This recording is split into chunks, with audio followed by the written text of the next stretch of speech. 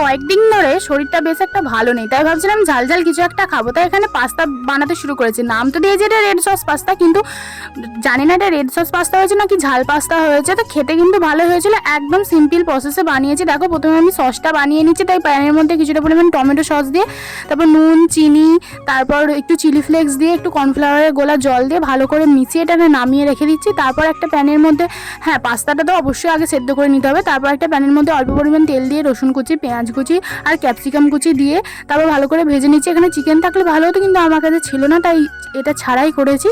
তারপর পাস্তাগুলোকে দিয়ে দিয়েছি, ভালো করে ভেজে নিয়েছি। তারপর দিয়ে দিয়েছি ওই সসটা, ব্যাস। তারপর সবগুলোকে একসাথে মিশিয়ে নিলেই রেডি হয়ে যাবে আমার ঝাল ঝাল পাস্তা। কিন্তু খেতে ভালোই হয়েছিল, একদম সিম্পল প্রসেসে করেছিলাম, আর মুখের স্বাদটা মনে হচ্ছে যেন ফিরে আসলো। তো যাই হোক, তো রেসিপিটা কেমন লাগলো আমার সহজ পাস্তা, তো অবশ্যই কমেন্ট করে জানিও। ভিডিওটা যদি ভালো লেগে থাকে তো চ্যানেলটাকে অবশ্যই সাবস্ক্রাইব করতে হবে।